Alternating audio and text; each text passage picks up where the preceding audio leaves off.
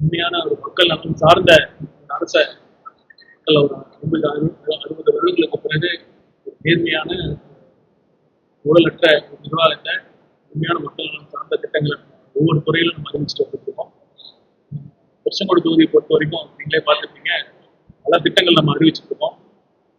இது வரைக்கும் மானிய கோரிக்கைகள்லாம் முடிந்த எந்தெந்த டிபார்ட்மெண்ட்டா அதை சார்ந்த அறிவிப்புகளை மட்டும் நான் மக்களுக்கு சொல்றதுக்கு நீச்சோட நான் சொல்லிக்க விரும்புகிறேன். அதில் பார்த்தீங்கன்னா அந்த திருச்செங்கோடு சித்தராஜேஸ்வரர் கோயிலில் அவங்க நடத்தும் கலைக்கல்லூரி வாடகை இடத்துல தான், பில்டிங்ல தான் இது வரைக்கும் ஃபங்க்ஷன் ஆகிட்டு இருக்குது. அதற்காக கோயில் இடத்துல சொந்தமாக கல்லூரி கட்டுறதுக்கு, பில்டிங் கட்டுறதுக்காக 15 கோடி ரூபாய் ஒதுக்கீடு பண்ணியிருக்கு. அப்புறம் பார்த்தீங்கன்னா திருச்செங்கோட்டில் ஒருங்கிணைந்த வணிக வரி அலுவலக கட்டிடம் கட்டப்படும். அப்புறம் மருத்துவத்துறையை பொறுத்த வரைக்கும் பார்த்தீங்கன்னா மருத்துவத்துறையில ஆரம்பத்திலேருந்து நம்ம சொல்லிட்டு இருக்கோம், முதலமைச்சரோட லட்சியம் அனைவருக்கும் தரமான மருத்துவத்துறை கிடைக்கும். அதில் ஒரு முக்கிய பங்கு தான் மருத்துவ ட்ரீட்மெண்ட். சிகிச்சை மட்டும் முக்கியம் இல்லை, அவங்களுக்காக மருத்துவமனைக்கு வந்தாங்கன்னா அவங்களுடைய மருத்துவ பயனாளிகளுடைய மருத்துவமனை அனுபவம், பேஷண்ட் எக்ஸ்பீரியன்ஸ்னு சொல்லக்கூடிய, எப்படி நம்ம ஒரு ஷாப்பிங் போகிறோம்னா ஒரு கஸ்டமர் எக்ஸ்பீரியன்ஸ் சொல்ற மாதிரி அவங்களுடைய மருத்துவமனையில அவங்களுடைய மருத்துவ பயனாளிகளுடைய அனுபவத்தை மேம்படுத்தக்கூடிய அளவில் அவங்க மேலும் தூய்மையான அந்த வளாகம், சுத்தமான குடிநீர் மற்றும் சுத்தமான கழிவறைகள் இதெல்லாம் மேம்படுத்தக்கூடிய வகையில நம்ம திருச்செங்கோடு தொகுதிக்கு 2 கோடி ரூபாய் நம்ம ஒதுக்கீடு செஞ்சிருக்கோம். அப்புறம் இங்க இருக்கிற ரொம்ப நீண்ட காலமான கோரிக்கை என்னன்னா கூடுதல் செவிலியர்கள் அப்பாயின்ட் பண்ணணும்னு சொல்லியிருக்கோம். நம்ம ரொம்ப நாளா, ரொம்ப வருடங்களா மருத்துவ செவிலியர்கள்லாம் போராடிட்டு இருந்தாங்க. அவங்களுடைய பொது ஊழியத்தில் இருந்தெல்லாம் பண்ணி ரெகுலரைஸ் பண்ணணும், டைம் ஸ்கேல கொண்டு வரணும். முதல் கட்டமாக 2500 செவிலியர்களை நம்ம பொது ஊழியத்தில் இருந்து அவங்களுக்கு பெர்மனன்ட் டைம் ஸ்கேல் கொண்டு வரோம். அது மட்டும் இல்லாமல் 1500 பொது ஊழியத்தை திரும்பவும் கூடுதல் செவிலியர்களை நம்ம பணியில் எடுக்கிறோம். அதில் 20 அரசு மருத்துவமனைக்கு நம்ம ஒதுக்கீடு பண்ணுறோம்.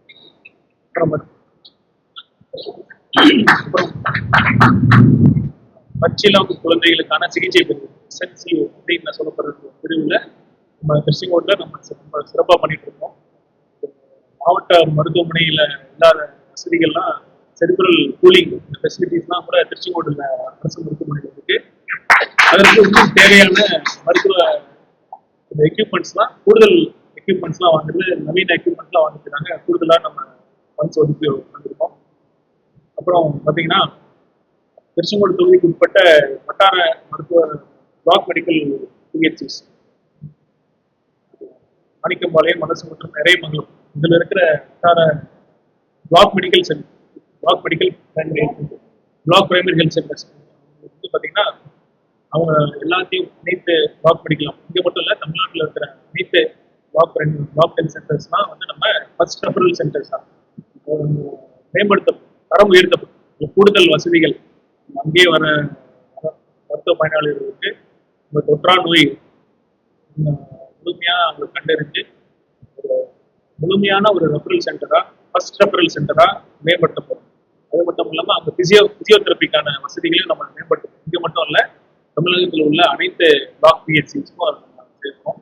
அப்புறம் சிடி ஸ்கேன், எம்ஆர்ஐலாம் திருச்செங்கோட்டில் இருக்கிற இங்கே இருக்கு, சிடி ஸ்கேன் இருக்கு. ஆனால் ரிப்போர்ட் வர்றதுக்கு சில நாட்கள்ல 5 நாட்கள் கூட ஆகுதுன்னு சொன்னாங்க. அதெல்லாம் நம்ம இதெல்லாம் கன்சிடர் பண்ணி நம்ம ஒரு centralised PACS, picture archiving and communication system நம்ம கொண்டு வந்து உடனடியாக அந்த ரிப்போர்ட் சிடி ஸ்கேன் பண்ணோம்னா அன்னைக்கே அந்த ரிப்போர்ட் வரணும் அப்படிங்கிறதா நம்ம முடிவுக்கிறோம். அப்புறம் இங்கே இருக்கிற சீமான் மகப்பேறு சேவை இருக்கிறது அந்த பிரிவுக்கு கூடுதல் எக்யூப்மெண்ட்ஸும் நம்ம நவீன எக்யூப்மெண்ட்ஸும் நம்ம கொண்டு வந்துருக்கோம். இப்போ இங்கே இருக்கிற ரத்த வங்கிக்கும் தேவையான கூடுதல் எக்யூப்மெண்ட்ஸ் நம்ம பண்ணுறோம். அப்புறம் பயோமெடிக்கல் வேஸ்ட் அந்த மேனேஜ்மெண்ட்டுக்கும் டிஜிட்டல் முறையில் பராமரித்து இன்னும் சிறந்த முறையில் டிஜிட்டல் பயோமெடிக்கல் வேஸ்ட்டையும் நம்ம ப்ராப்பராக கையாளுறதுக்கான வசதி நம்ம ஏற்படுத்திக்கிறோம். அப்புறம் பொதுப்பணித்துறையே ப்ளஸ் சாலை வசதியை பொறுத்த வரைக்கும் பார்த்தீங்கன்னா இங்கே இருக்கிற நீண்ட நாள் கோரிக்கை பார்த்தீங்கன்னா நம்ம சென்னை சேலத்திலிருந்து வர திருச்செங்கோடு ரோடை வந்து 4 வழி சாலையாக நம்ம அப்கிரேட் பண்ணணும், 2 வழியா சாலையா இருக்கிறது 4 வழியா சாலையா மாற்றணும்னு சொல்லி நம்ம தேர்தல் அறிக்கையப்பே சொல்லியிருக்கோம். இதுக்கான விரிவான திட்ட அறிக்கைக்கான வந்து நம்ம ஒதுக்கீடு பண்ணிருக்கோம். அப்புறம் ரிங் ரோடும் இன்னும் முழுமையடையாம இருக்கு, இன்னும் ஒன் பண்ணாம இருக்கு. அதற்கான ஃபர்ஸ்ட் டைம் அது டிபிஆர் பண்றதுக்கான ஃபண்ட்ஸ் நம்ம ஒதுக்கீடு பண்ணிருக்கோம். இது எல்லாமே பார்த்தீங்கன்னா திருச்செங்கோடுக்கு மட்டும் இல்லை, ஒட்டுமொத்த தமிழ்நாடும் ஒரு வளர்ச்சியடைந்த தமிழ்நாடாக மாறணும். இங்க இருக்கிற தமிழ்நாடு மக்கள் இன்னும் அவங்களுக்கான சேவையெல்லாம் வந்து அவங்களுடைய உரிமை அப்படிங்கிற அளவுல தான் நம்ம ஒவ்வொரு முறையா பார்த்து பார்த்து பண்ணிட்டு இருக்கோம். நிச்சயமா இந்த 5 வருட முடிவுல தமிழ்நாடு அடுத்த கட்டத்தை அடையும். இன்னும் 25 வருடங்களுக்கான ஒரு நீண்டகால திட்டத்தை நம்ம முதலமைச்சர் தமிழ்நாடுதான் வச்சிருக்காங்க. கண்டிப்பாக இந்த மக்கள் எந்த அளவுக்கு தமிழக வெற்றிக்கழக அரசின் மீது நம்பிக்கை வைத்து வாக்களித்திருக்காங்களோ அதை விட கூடுதல் பொறுப்பு நமக்கு இருக்குன்னு தான் முதலமைச்சர் எப்பவுமே சொல்லுவாரு. இந்த பொறுப்பை உணர்ந்து ஒரு நேர்மையான வெளிப்படையான ஒரு நிர்வாகத்தை நம்ம கொடுத்துட்டு இருக்கோம். தொடர்ந்து இதே மாதிரி தான் இருக்கும். உங்களுக்கு ஒன்னே ஒண்ணுதான், மக்கள் வரிப்பணத்துல எந்த வித ₹1 கூட நம்ம எடுக்காம, யாரையும் எடுக்கவும் விடாம, வேற முன்னாடி எடுத்தவங்களையும் நம்ம அதற்கான கான்சிக்வன்ஸ் நம்ம ஃபேஸ் பண்ணக்கூடிய அளவுல ஒரு சிறந்த ஆட்சியை கொடுக்கணும் தான். இந்த மாதிரி ஒரு அமைச்சர்களை நானும் பங்கெடுக்கிறதுல ரொம்ப சந்தோஷமா இருக்கு. மீண்டும் ஒரு முறை வாய்ப்பை ஏற்படுத்தி கொடுத்த திருச்செங்கோடு தொகுதி நன்றியை சொல்ல ஆசைப்படுறேன். நம்ம திருச்செங்கோடு ஃபுல்லாக எல்லா ஊருக்கும் போய் நன்றி சொல்ல முடியல. பட்ஜெட் கூட்டத்தொடர் முடிஞ்சது பிறகு கண்டிப்பா எல்லா ஊருக்கும் சென்று உடனடியா அவங்களுக்கு இந்த என்னென்ன திட்டங்கள் அறிவிச்சிருக்கோம் அதையும் சொல்லி அவங்களுக்கு நன்றியை நான் சொல்லுவேன்னு சொல்லுவேன். நம்ம அனௌன்ஸ் பண்றதுக்கு போறப்ப ஃபீஸிபிலிட்டி ஸ்டடி இது வரைக்கும் இல்லைன்னு சொன்னேன். அதெல்லாம் முதல் கட்டமாக காவிரி திருமணி முத்தார் புண்ணியார் இணைப்பு திட்டமும் மக்களோட நீண்டகால கோரிக்கை இருக்கு. அதுக்கான ஃபீஸிபிலிட்டி ஸ்டடி நம்ம பண்ண சொல்லுவோம். திருச்செங்கோடு மாவட்டமாக அது அடுத்த கட்டம் இப்போ சென்சஸ் போயிட்டு இருக்கு. அதனால எந்த வித வலச மற்றும் தனி தாலுகா மாற்றமும் ஒரு கோரிக்கை இருக்கு. அதுவும் இந்த சென்சஸ் முடிந்த பிறகு அதற்கான நம்ம ப்ரொபோசலும் கொடுத்துருக்கோம். அதுவும் கண்டிப்பாக நம்ம பண்ணி கொடுப்போம். அரசு அதிகமாக காற்று பற்றாக்குறை இருக்கு.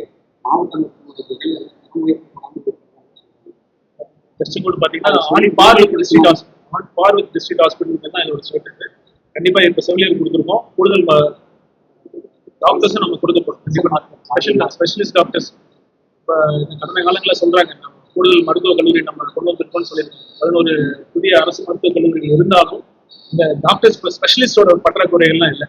எங்க போனாலுமே கார்டியாலஜிஸ்ட் இல்லை, நெப்ராலஜிஸ்ட் இல்லை, நியூரோ சர்ஜன்ஸ் இல்லை அப்படின்னு தான் சொல்லிட்டு இருக்கோம். ஸோ ஸ்பெஷலிஸ்ட் டாக்டர்ஸ் தேவை அப்படிங்கிறத கருத்தில் கொண்டு தான் 284 கூடுதல் ஸ்பெஷலிஸ்ட் மருத்துவ பணியிடங்களை நம்ம உருவாக்கிறோம். முதல் முறையா உருவாக்கிறோம். இதெல்லாம் கடந்த காலங்களில் இந்த மாதிரி எண்ணத்துல இந்த மாதிரி கோணத்துல யாருமே யோசிக்கவே இல்லை. முதல் முறையாக முதலமைச்சர் வந்து பிரைமரி ஹெல்த் கேர், அதாவது ஆரம்ப சுகாதார சேவையெல்லாம் தமிழ்நாட்டில் ஓரளவுக்கு எல்லாருமே நம்ம கொண்டு போய் சேர்த்துட்டோம். அடுத்த கட்டம் பார்த்தீங்கன்னா இருக்கிற ஒவ்வொரு மாவட்டம் அப்புறம் தாலுகா லெவல்லையும் நம்ம ஸ்பெஷலிஸ்ட் உயர் சிறப்பு சிகிச்சைக்கான மருத்துவர்களை நம்ம கொண்டு வரணும். அந்த சேவையை கொண்டு வரணும் தான் முதலமைச்சர் ஒரு திட்டம். அது முதல் ஸ்டெப் தான் இந்த 284 உயர் சிறப்பு மருத்துவ இடங்களை நம்ம கொடுத்துருக்கோம். திருச்செங்கோடுக்கும் கொடுத்துருக்கோம். இப்போ இன்னொரு செய்தி பார்த்தீங்கன்னா நம்ம செவிலியர் கல்லூரிகள் இது வரைக்கும் கடைசியா ஆரம்பிச்சது பார்த்தீங்கன்னா 2014 தான் ஆரம்பிச்சோம். அதன் பிறகு இப்போ நான் 12 வருடங்களுக்கு பிறகு 7 செவிலியர் கல்லூரிகள் நம்ம ஆரம்பிக்க போறோம். இது ஒரு அதன் மூலமாக செவிலியர்கள் சேவையும் நமக்கு கிடைக்கும், அவங்களுக்கான வேலை வாய்ப்பு கிடைக்கும். செவிலியர் கல்லூரி நாமக்கல்ல அதுல 7 இடங்கள்ல நாமக்கல்ல ஒரு செவிலியர் கல்லூரி வரப்போகுது. நான் மகிழ்ச்சியோட தெரிவிச்சுக்கிறேன்.